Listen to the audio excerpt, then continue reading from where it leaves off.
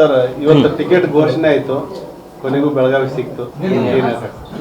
ಇಲ್ಲ, ನಾನು ನಿರೀಕ್ಷೆ ಮಾಡಿದ್ದೆಲ್ಲ. ಕಳೆದ 3 ದಿವಸದಿಂದ ನಾನು ಹೇಳ್ತಾ ಇದ್ದೆ, ಬೆಳಗಾವಿ ಲೋಕಸಭಾ ಕ್ಷೇತ್ರಕ್ಕೆ ಏನೊಂದು ಟಿಕೆಟ್ ಕೊಡುವಂಥದ್ದು ಪ್ರೊಸೆಸ್ಸು ಅಲ್ಲಿ ನನಗೆ ಸಿಗ್ತದೆ ಅನ್ನುವಂಥ ವಿಶ್ವಾಸ ಇದೆ ಅಂತ ಹೇಳ್ತಾ ಇದ್ದೆ. ಅದು ಇವತ್ತು ಕೇಂದ್ರದ ವರಿಷ್ಠರು ಇವತ್ತು ಆ ರೀತಿ ಒಂದು ಟಿಕೆಟ್ ಕೊಡುವ ಮುಖಾಂತರ ಇವತ್ತು ಬೆಳಗಾವಿ ಕ್ಷೇತ್ರದಲ್ಲಿ ಹೆಚ್ಚಿನ ಸೇವೆ ಮಾಡಲಿಕ್ಕೆ ಒಂದು ಅವಕಾಶ ಕೊಟ್ಟಿದ್ದಾರೆ. ಇವತ್ತು ಟಿಕೆಟ್ ಅನೌನ್ಸ್ ಮಾಡಿದ್ದಾರೆ. ಅದಕ್ಕಾಗಿ ಕೇಂದ್ರದ ವರಿಷ್ಠರನ್ನ, ಅದರಲ್ಲಿ ಪ್ರಮುಖವಾಗಿ ಪ್ರಧಾನಮಂತ್ರಿ ನರೇಂದ್ರ ಮೋದಿಜಿಯವರು ಮತ್ತು ಕೇಂದ್ರ ಗೃಹ ಸಚಿವರಂಥ ಮಾನ್ಯ ಅಮಿತ್ ಶಾ ಅವರು ಮತ್ತು ರಾಷ್ಟ್ರೀಯ ಅಧ್ಯಕ್ಷ ಅಂತ ನಡ್ಡಾಜಿಯವರು, ಅವರೆಲ್ಲರಿಗೂ ನಾನು ಅಭಿನಂದನೆಗಳನ್ನು ಸಲ್ಲಿಸ್ತೇನೆ. ಮತ್ತು ಅದೇ ರೀತಿ ರಾಜ್ಯದ ಅಧ್ಯಕ್ಷ ಅಂತ ವಿಜೇಂದ್ರ ಅವರು ಮತ್ತು ನಮ್ಮ ಹಿರಿಯ ನಾಯಕರಂಥ ಮಾನ್ಯ BS ಯಡಿಯೂರಪ್ಪನವರು, ಅವರಿಗೂ ಸಹಿತ ನಾನು ಅಭಿನಂದನೆ ಸಲ್ಲಿಸ್ತೇನೆ. ಮತ್ತು ಅದ್ರ ಜೊತೆಗೆ ಬೆಳಗಾವಿಯ ಎಲ್ಲ ನಾಗರಿಕರು, ಎಲ್ಲ ಬೆಳಗಾವಿ ಕ್ಷೇತ್ರದ ಎಲ್ಲ ನಮ್ಮ ಮಧುಕೇಶ್ವರ್ ಹೆಗಡೆ ಜೇನು ಕೃಷಿಯಿಂದ ವರ್ಷಕ್ಕೆ 50 ಲಕ್ಷ ಗಳಿಸ್ತಿದ್ದಾರೆ. ನೀವು ಕೂಡ ಅವರಿಂದ ಕಲಿಬೇಕಾ? ಅವ್ರ ಜೊತೆ ವಿಡಿಯೋ ಕಾಲ್ನಲ್ಲಿ ಮಾತಾಡಬೇಕಾ? ಈಗಲೇ ಫ್ರೀಡಮ್ ಆ್ಯಪ್ ಡೌನ್ಲೋಡ್ ಮಾಡಿ.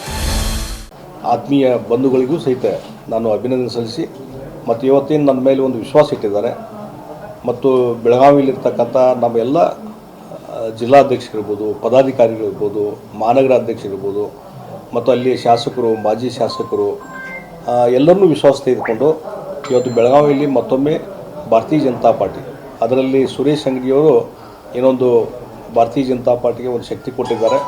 ಅವರು ರೈಲ್ವೆ ಮಿನಿಸ್ಟ್ರಾಗಿ ಏನು ಕೆಲಸ ಮಾಡಿದ್ದಾರೆ, ಅದರ ಚಿರ ನೆನಪು ಇವತ್ತು ಜನರಲ್ಲಿದೆ.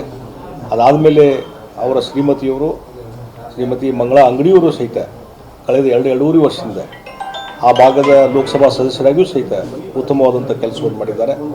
ಆ ಕುಟುಂಬದ ಎಲ್ಲ ಸದಸ್ಯರಿರ್ಬೋದು ಮತ್ತು ಅಲ್ಲಿದ್ದಂಥ ಎಲ್ಲ ನಮ್ಮ ಹಿರಿಯ ನಾಯಕರು ಇರ್ಬೋದು, ಅದರಲ್ಲಿ ಪ್ರಮುಖವಾಗಿ ನಮ್ಮ ಪ್ರಭಾಕರ್ ಕೋರೆ ಅವರು ಇರ್ಬೋದು ಮತ್ತು ನಮ್ಮ ಶಾಸಕರಾದಂಥ ಅಭಯ್ ಪಾಟೀಲ್ ಇರ್ಬೋದು, ಹಾಗೂ ಅರಬಾವಿ ಕ್ಷೇತ್ರ ಶಾಸಕರಂಥ ನಮ್ಮ ಬಾಲಚಂದ್ರ ಜಾರಕಿಹೊಳಿ ಅವರು ಇರ್ಬೋದು ಮತ್ತು ರಾಜ್ಯಸಭಾ ಸದಸ್ಯರಂಥ ಈರಣ್ಣ ಕಡಾಡಿಯವರು ಇರ್ಬೋದು ಮತ್ತು ಮಾಜಿ ಶಾಸಕರಂಥ ಬೆನಕೆಯವರು ಇರ್ಬೋದು, ಅದೇ ರೀತಿ ಮಾಜಿ ಶಾಸಕರಂಥ ಸಂಜಯ್ ಪಾಟೀಲ್ ಇರ್ಬೋದು ಮತ್ತು ಅಲ್ಲಿಯ ಎಲ್ಲ ಜನ ಮತ್ತು ಉಳಿದ ಎಲ್ಲ ನಾಯಕರು, ಪದಾಧಿಕಾರಿಗಳು, ಮಹಾನಗರ ಸಭೆ ಸದಸ್ಯರಿಕೊಂಡು ಈಗಾಗಲೇ ಸಾಕಷ್ಟು ಸಂದರ್ಭದಲ್ಲಿ ನಾನು ಅವರಿಗೆ ಟೆಲಿಫೋನ್ ಮುಖಾಂತರ ಸಂಪರ್ಕ ಮಾಡಿದ್ದೇನೆ.